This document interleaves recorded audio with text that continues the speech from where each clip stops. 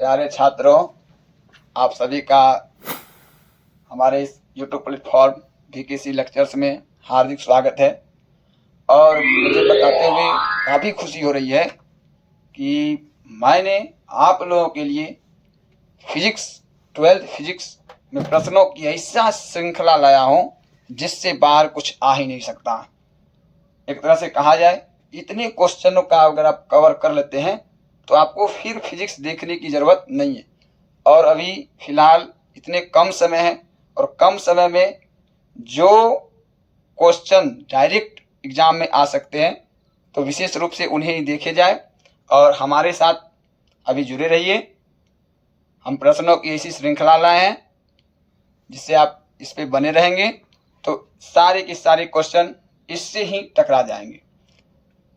तो ध्यान रखना है, हम लोग लेकर चलते हैं 12 फिजिक्स की ओर। 12 फिजिक्स जो भी बच्चे इस बार एग्जाम दे रहे हैं उन्हें हर हाल में देखना है, इससे बाहर कुछ नहीं आएगा। कहा गया है ना इससे ज़्यादा और ना इससे कम आएगा, उतना ही जितना बताएंगे हम।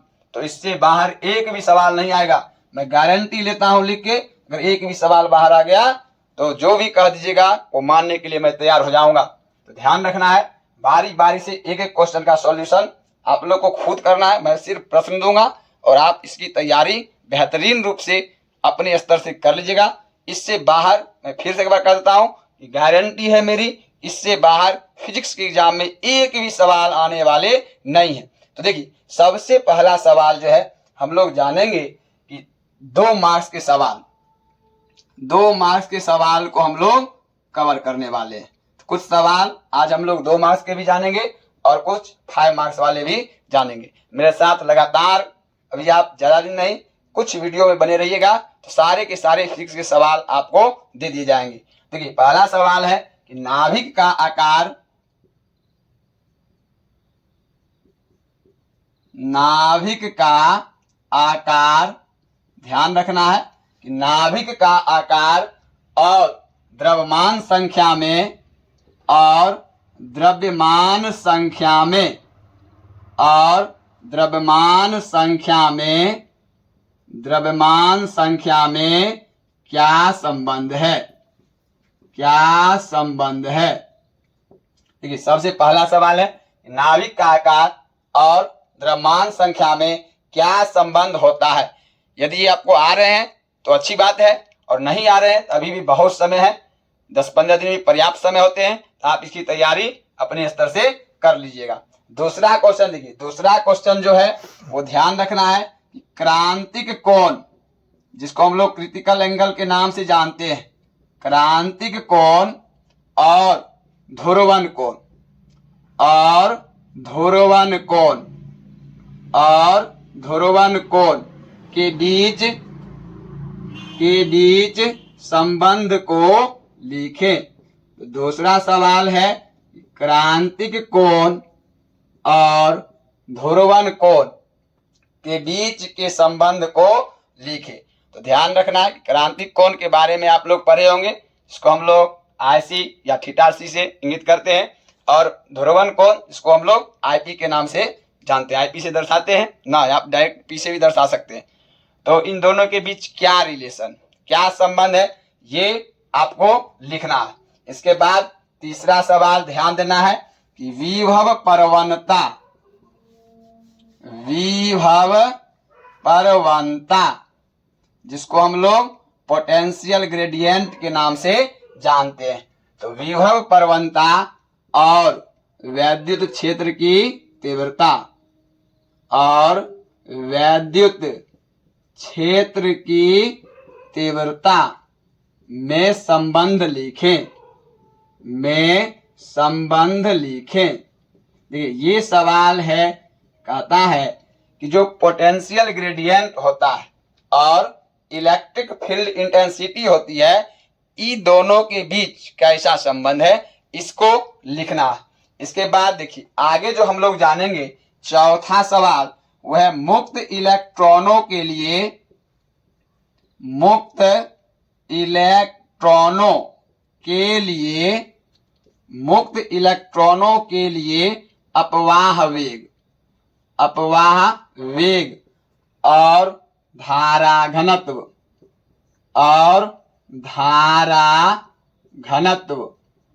के बीच संबंध लिखें। ये भी सवाल इंपोर्टेंट है, ध्यान रखना है। ये सवाल क्या कहता है कि मुक्त इलेक्ट्रॉनों के लिए अपवाह वेग, जिसको हम लोग ड्रिफ्ट वेलोसिटी के नाम से जानते हैं, और धारा घनत्व, जिसको हम लोग करंट डेंसिटी कहते हैं, इन दोनों के बीच क्या रिलेशन होता है, इसको आपको लिखना। इसके बाद जो है 5वां सवाल हम लोग जानेंगे कि 250 एंगस्ट्रम। देखिए ध्यान रखना है 250 एंगस्ट्रम, तो एक एंगस्ट्रम में ध्यान रखना है कितना मीटर होता है, तो एक एंगस्ट्रम में 10⁻⁻10 मीटर होता है। तो ये भी सवाल पूछा सकता है ना, ऑब्जेक्टिव के लिए ये भी इंपोर्टेंट है। तो ध्यान रखना है कि 250 एंगस्ट्रम तरंग दैर्घ्य को हम लोग इंग्लिश में किस नाम से, तो वेवलेंथ के नाम से जानते हैं। तो 250 एंगस्ट्रम तरंग दैर्घ्य वाली फोटोन की ऊर्जा ज्ञात करें। देखिए ये सवाल क्या कहता है कि एक फोटोन ऐसा है जिसका वेवलेंथ कितना है, 250 एंगस्ट्रम दिया गया है, तो उस फोटोन में कितनी एनर्जी है ये आपको निकालनी है। चलिए यहां तक आप लोग नोट कीजिए, इसके बाद फिर हम लोग नेक्स्ट सवाल की ओर आगे बढ़ेंगे।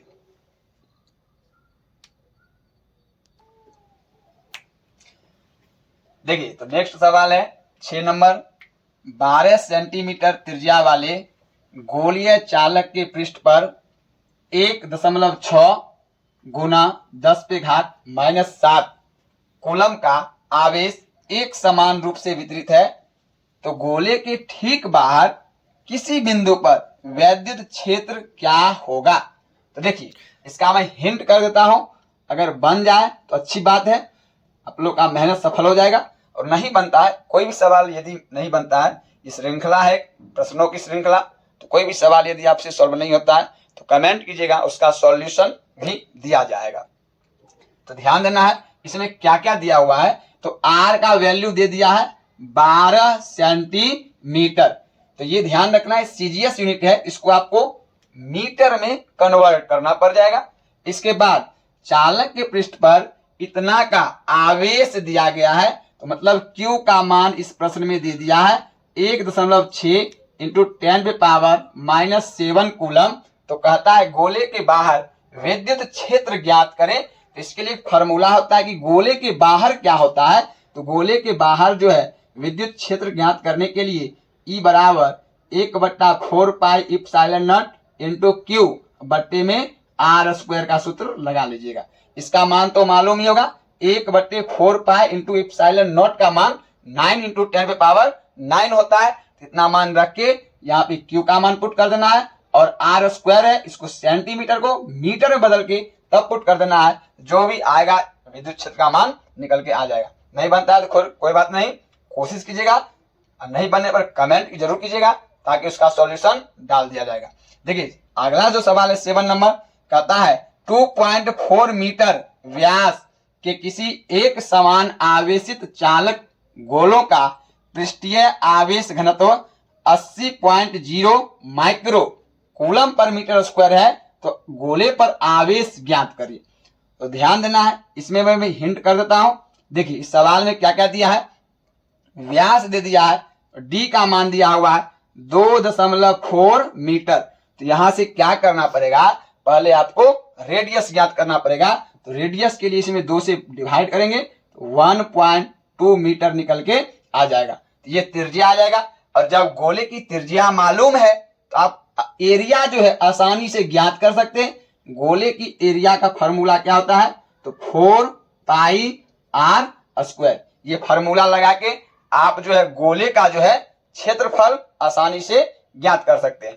इसके बाद देखिए इसमें और क्या दिया है कि आवेश घनत्व, पृष्ठीय आवेश घनत्व, इसी को हम लोग सरफेस चार्ज डेंसिटी के नाम से जानते हैं। और सरफेस चार्ज डेंसिटी को हम लोग सिग्मा से दर्शाते हैं। किससे इंडिकेट करते हैं, सिग्मा से इंडिकेट करते हैं। और सिग्मा बराबर हम लोग पढ़ रहे हुए हैं Q अपॉन क्या होता है, ए होता है। तो सिग्मा बराबर दे दी, इसी का मान दे रखा है कितना, तो 80.0 micro coulomb per metre square. तो यहाँ पे ध्यान देना है कि 80 तो है, उसके बाद क्या लगा दिया, माइक्रो लगा दिया। और आपको मालूम है कि 1 माइक्रो में 10⁻⁻6 होता है। इसको पहले कन्वर्ट कर लेना, कन्वर्ट कर लीजिएगा तो हो जाएगा 80 और गुने 10⁻⁻6 कूलम पर मीटर स्क्वायर। तो ये दोनों चीज कन्वर्ट करके आप ले आइएगा और उसके बाद फार्मूला लगा दीजिएगा, कौन सा, तो सिग्मा बराबर होता है Q और अपॉन A। तो इसी फार्मूला से निकल जाएगा। सिग्मा का मान दे दिया है, Q का मान ज्ञात करने के लिए कह रहा है और A का मान आप R की सहायता से निकाल सकते हैं। इसके बाद देखिए ये हम लोग 1 नंबर सवाल जानेंगे। 1 नंबर जो सवाल है, ध्यान रखना है कि ये सवाल पूछा जा सकता है कि पथांतर और कालांतर। ध्यान रखना कि पथांतर और कालांतर में संबंध लिखिए, ये भी ध्यान रखना है कि पथांतर और कालांतर में संबंध लिखे। पथांतर को हम लोग पाथ डिफरेंस के नाम से जानते हैं और कालांतर को हम लोग फेज डिफरेंस के नाम से जानते हैं। पथांतर के लिए हम लोग लेमडा का प्रयोग करते हैं और कालांतर के लिए हम लोग फाई का प्रयोग करते हैं। तो कहता है इन दोनों के बीच जो है क्या रिलेशन है उसको लिखिए। इसके बाद देखिए, इसके बाद जो हम लोग सवाल जानेंगे वो भी पूछा जाता है कि निरोधी विभव, ध्यान रखना है कि निरोधी विभव किसे कहते हैं, निरोधी विभव किसे कहते हैं। इसको इंग्लिश में स्टॉपिंग पोटेंशियल के नाम से जाना जाता है। ये भी सवाल इंपोर्टेंट है, स्टॉपिंग पोटेंशियल किसे कहा जाता है, इसकी परिभाषा आप दीजिए। चलिए इसको आप लोग लिखिए, फिर हम लोग अगले सवाल को लेकर मिलेंगे। देखिए तो नेक्स्ट सवाल है कि एक विद्युत द्विध्रुव को 4 गुना 10⁴ के एक समान विद्युतीय क्षेत्र में इससे 30 डिग्री का कोण बनाते हुए रखा गया है। द्विध्रुव पर 1.6 गुने 10⁻⁻25 न्यूटन मीटर का बल आघूर्ण लगता है। इसके द्विध्रुव आघूर्ण की गणना करें। तो देखिए तो इस सवाल में जो है ई का मान दे रखा है 4 गुना 10⁴ है और ये भी ध्यान देना है कि एंगल थीटा का वैल्यू दे दिया है 30 डिग्री है और टाउ जिसको हम लोग बल आघूर्ण के नाम से जानते हैं, इसका वैल्यू दे दिया है 1.6 गुने 10⁻⁻25। तो हम लोग एक फार्मूला मालूम है कि बल आघूर्ण का जो फार्मूला है टाउ बराबर TE sin थीटा होता है। तो यहाँ से P का मान वैल्यू निकालेंगे तो हो जाएगा टाउ बट्टे में E sin थीटा। यहाँ पे इसका वैल्यू दे रखा है, E का वैल्यू दे दिया है और थीटा, तो sin थीटा का वैल्यू पुट कर दीजिएगा, P का मान आ जाएगा।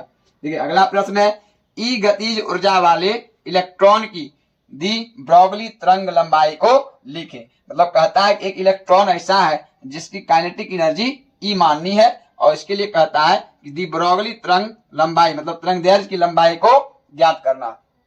इसके बाद देखिए नेक्स्ट क्वेश्चन है 6 माइक्रोफैराड धारिता के संधारित्र का विभवांतर 10 वोल्ट से 20 वोल्ट कर दिया जाता है, तो उसमें ऊर्जा में होने वाली वृद्धि की गणना करें। इसमें मैं फिर से बता दो, हिंट कर देता हूं, अगर बने ठीक, नहीं बने तो कमेंट जरूर कीजिएगा, उसका सॉल्यूशन देने का कार्य मैं करूंगा। देखिए यहाँ पे ध्यान देना है कि 6 माइक्रोफैराड धारिता दिया हुआ है, तो C का वैल्यू दे दिया है, इसमें C का वैल्यू दे दिया है, कितना दे रखा है 6 माइक्रोफैराड।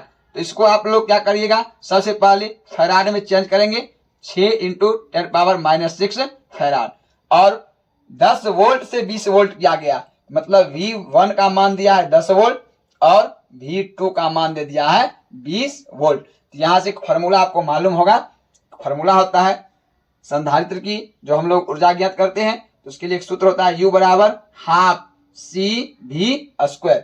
इस फार्मूला पे क्या करिएगा, एक बार आप V1 की सहायता से U1 ज्ञात कर लीजिएगा और दूसरी बार V2 की सहायता से U2 ज्ञात कर लीजिएगा और उसके बाद दोनों में कह रहा है वृद्धि, डेल U का मान निकाल लीजिएगा U2 माइनस U1, या आप डायरेक्ट ऐसे भी कर सकते हो, इसको हाफ C कॉमा ले लीजिएगा तो V2 का हो जाएगा स्क्वायर और माइनस में V1 का स्क्वायर। डायरेक्टली फॉर्मूला पर भी आप बना सकते हो।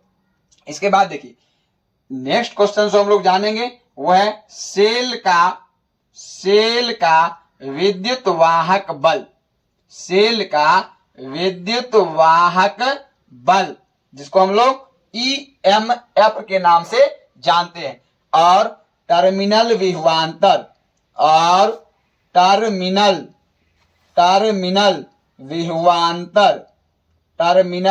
विभवांतर में अंतर करें। ये सवाल भी आप देख लीजिएगा। इसके बाद देखिए हम लोग जो नेक्स्ट सवाल जानेंगे वो है आयाम अधिमिश्रण। आयाम अधिमिश्रण से आप क्या समझते हैं? आयाम अधिमिश्रण से आप क्या समझते हैं? इस सवाल को ध्यान रखना है। इसको एम्पलीट्यूड मॉड्यूलेशन के नाम से जाना जाता है। मॉड्यूलेशन जो 3 तरह का होता है उसमें एक एम्पलीट्यूड मॉड्यूलेशन जिसको शॉर्टकट में AM के नाम से जाता है, वही कहता है कि एम्पलीट्यूड मॉड्यूलेशन से आप क्या समझते। चलिए यहां तक सवाल को नोट कर लीजिए। इसके बाद फिर हम लोग आगे सवाल लिखेंगे। तो नेक्स्ट सवाल आप लोग नोट करिएगा। अगला सवाल जो है कि वायुमंडल जो होता है वैद्युत उदासीन क्यों नहीं होता है? ये भी सवाल ध्यान रखना है। वायुमंडल वैद्युत उदासीन नहीं होता है, ऐसा क्यों? सवाल को देख लीजिएगा। इसके बाद देखिए नेक्स्ट सवाल जो हम लोग जानेंगे। देखिए ये सवाल जो है इसको घुमा के भी पूछ सकता है। यहाँ पे वायुमंडल वैद्युत उदासीन नहीं होता है, इसका मतलब है चालन करता है। तो ऐसे ही पूछ सकता है कि वायुमंडल जो है चालन करता है वैद्युत का, ऐसा क्यों होता है? इसके बाद देखिए नेक्स्ट सवाल आप ध्यान रखिएगा। चुंबक के क्षेत्र में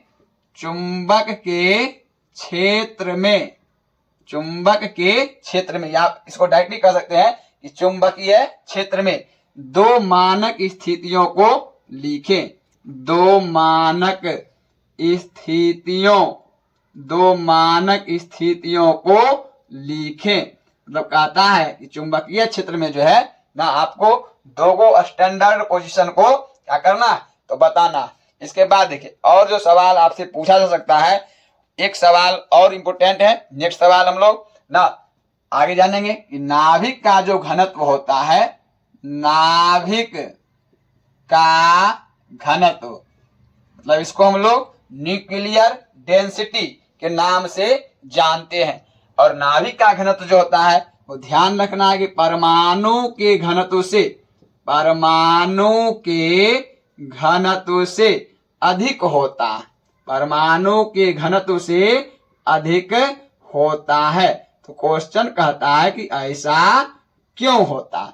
मतलब क्वेश्चन को देखिए क्या कहता है कि न्यूक्लियर डेंसिटी जो होता है वो एटॉमिक डेंसिटी से अधिक होता है, ऐसा क्यों होता है? इसके बाद देखिए नेक्स्ट सवाल जो हम लोग देखेंगे वो है रेडियो एक्टिव विघटन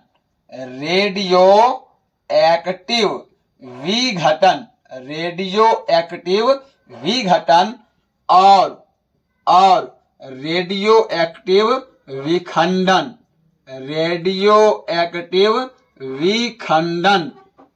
विखंडन में अंतर स्पष्ट करें।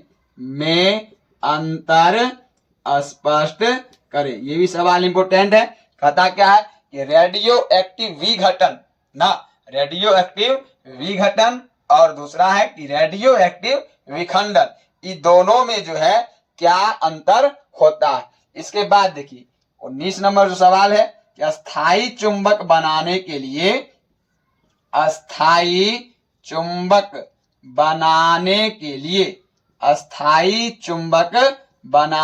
लिए इस्पात का उपयोग किया जाता है, क्यों? इस्पात का उपयोग किया जाता है, क्यों?